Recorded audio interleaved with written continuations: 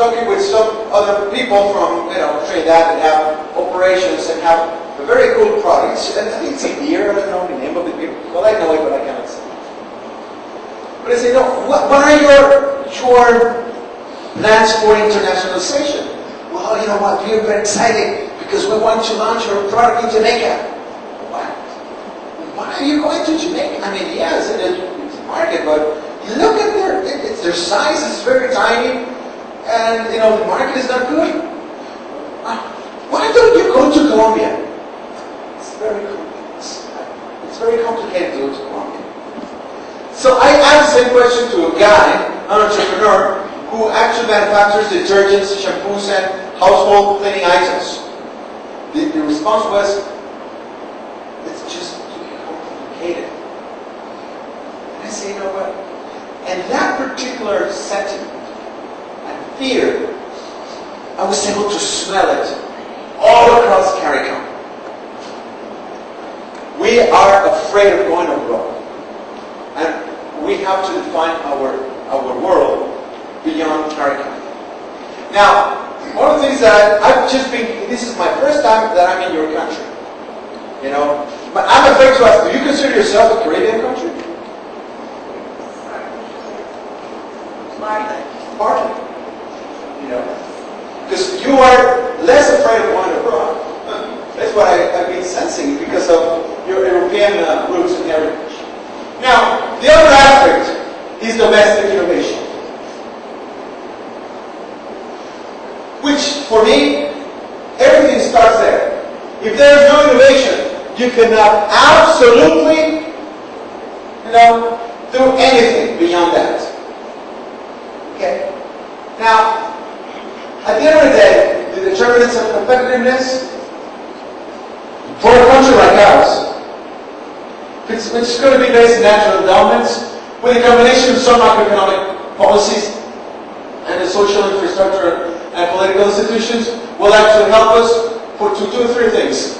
Establish, some sort of body of national business environment, establish some clusters to develop our businesses, and the sophistications of companies, operations, and strategy. Now, I just want to go and talk a little bit about clusters. Clusterization or clustering is a term that is not really well still understood in the Caribbean. Okay? We're still talking about sectors. But what I mean by a cluster is this. Let's analyze the tourism cluster in currency in Australia. When you have a cluster of tourism, you just don't have hotels. Or you just don't have restaurants. It's actually an ecosystem where you have here, some of the basic services that actually complement airlines, hotels, restaurants, attractions. And at the center of these are the ones who drive the demand for actually the travel agents and tour operators. But as important as they are, they depend on having certain services from banks and foreign exchange, stores that can actually offer souvenirs of duty-free, an efficient local transportation system, healthcare, local retail, and then in order to actually carry on their back office, they require maintenance services, property, food suppliers, and so on and so on. But the other is, all these should be supported by certain agencies and institutions like industry groups, educational institutions, and government agencies. This is the kind of focus that our country should have. Not sector-based, cluster-based. Okay? Where we should create ecosystems that actually reinforce each other. It is very important. So what is really a cluster? A cluster is a form of collaboration between the private sector, trade institutions, government, education, and research institutions, and it's a way of bringing together firms of all sizes, especially small and medium-sized enterprises. Creates a mechanism for constructive business, government dialogue, and it is really a tool to identify problems and recommendations. But what is interesting is it creates a vehicle for investment in multiple firms and institutions, and as well fosters a competition rather than distorting the market.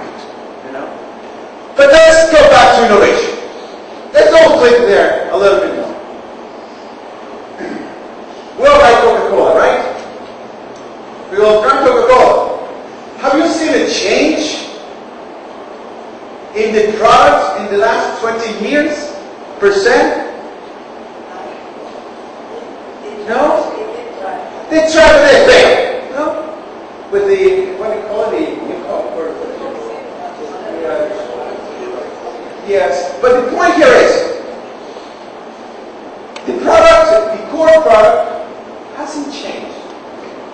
But yet, they find ways to keep innovating on and on and on. Are they really innovating the product? No. What they innovate is the brand. What they innovate is the delivery channel. It's actually what the brand means for the public. Look, those Coke dispensers.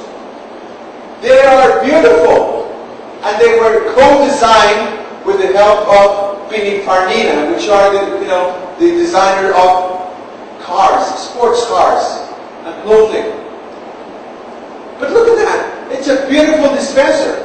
And what they do is they keep innovating around the product. My point that I want to make here is, if we see this grid, we see that we can actually have two different dimensions. We can innovate around the market or innovate around the product. Okay?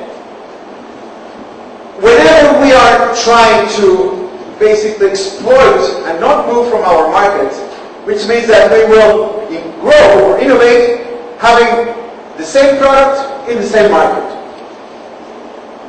But now, Coke hasn't innovated the product. It has innovated around the product, which means that really innovation is not about necessarily just product innovation. You can innovate the product. You can innovate the way you deliver the product. You can innovate the way your customers store your product. You can innovate the way your customers buy your product or service your product.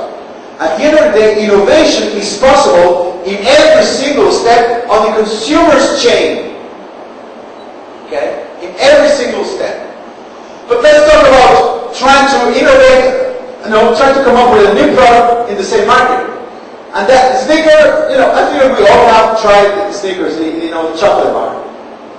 But they did something very, very simple. They turned the chocolate bar into an ice cream bar with very similar taste as the chocolate bar. Brilliant! They, by doing this innovation, product innovation, they were able to increase their sales by 12%. Okay? What about a new market for an existing product? Chubby, which is this soft drink aimed for kids, produced by SM Jalil in Trinidad.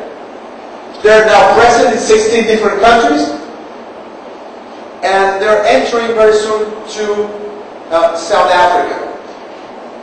Very interesting. And then you have Kindle. Well, now you have the iPad, right? Which is a new product in a market that didn't really exist before. The point that I wanted to make is, you can innovate in all spheres. You can innovate by, if you want just to penetrate the same market with the same product, you can innovate. You can innovate by creating a new market for the product that already exists. You can innovate by creating basically a new product to sell to the same market that you control. And then you can innovate